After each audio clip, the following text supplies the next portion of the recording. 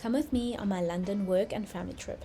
I spent a large part of this trip suffering with travel anxiety because I was traveling alone and had to meet a whole bunch of new people at the office. For most, this might seem like a simple trip, but for me, it brought a lot of challenges, including an actual panic attack in Waterloo Station, which you'll see later in this video. I spent the first day at the office meeting a whole bunch of people and having a bit of anxiety just finding something to eat, but I managed to get that focaccia, which was delicious. And then went bowling with my team members and headed back to the hotel where I was able to finally wind down after a long day of travel anxiety. Just got back from my day out at the office in London, and I thought I'd give you a little update while I take off my makeup. I'm extremely exhausted, as you can probably see. My eyes are so red. My skin is also going through a little bit of a flare-up. But yeah, today was just wild. I hate traveling alone. I really don't know how people do it, like solo travel, for instance. But my goodness, it's exhausting and stressful, and I just feel like my brain goes to complete mush when it's panicking. I just don't even know how to do basic function things. And then just arriving to an office where I don't know anyone and everyone's just like super at their desks. It was just a bit crazy, and then finding something to eat was like next level, but it was so kind how I shared that I was like panicking, and so many people in London were like, please let me know if you need help. I work nearby, or sending me recommendations of places to go, so that was just so kind. Yeah, I think people who do maybe struggle with a little bit of anxiety can really relate to what I was feeling, but I really think I just won't eat, it's fine, I'll just not have lunch. Oh goodness, this is really flaring up. My word. And yeah, like I said, I don't really know how people can travel alone and just get on public transport and not know anyone. I mean, my stomach goes in a literal knot. I sweat. Like I said, my brain just goes to mush. I'll panic. I mean, I messaged Ryan almost immediately as soon as I got to London. I was like, I just want to come home. I'm such a person of comfort and habit. That stepping out of my comfort zone really sucks. So meeting new people stresses me out. I think I can fake being an extrovert. I'm actually not extroverted at all. It actually seems a little bit hypocritical since I'm doing this, but this also feels really uncomfortable. This is me stepping out of my comfort zone, especially just vlogging, taking my makeup off, for instance.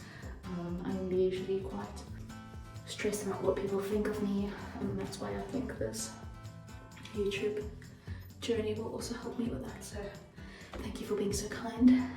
I'm gonna hop into the shower and I'm gonna take you along a little bit more about my week. On Thursday I get to go stay at my cousin's.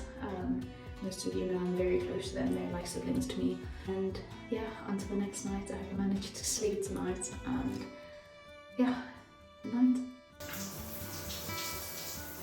I started off day 2 with this incredible hotel breakfast, which was delicious. Update, I'm surviving.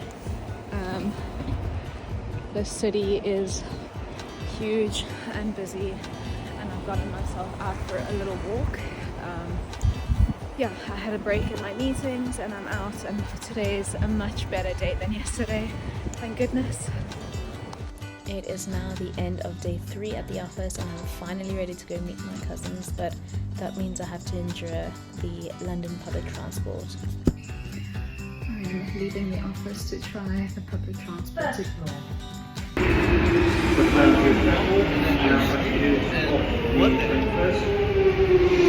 At this point I was really hyperventilating, and I actually went and found the assistance people to help me get to my train and just make sure that I got onto the correct train, which definitely eased my anxiety in the end. And when I woke home we saw this fox, which was so cool to see. Day 3 started with a little trip with my cousins to Regent's Park, where we took a little bit of a stroll through the park, and I actually wanted to try find Olivia Dodd, who is a poetess, and she writes live poems for the public, but I think it was a little bit too cold for her fingers to be out.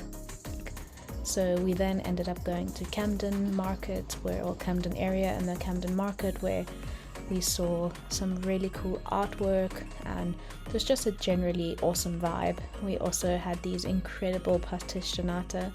No idea if I'm saying that correctly, but definitely a must try if you're in Camden.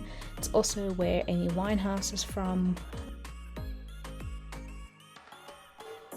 The general vibe of Camden Market is actually really cool. So there's not only food, but there's also clothes and bags, and there's so much to see, so I definitely recommend going.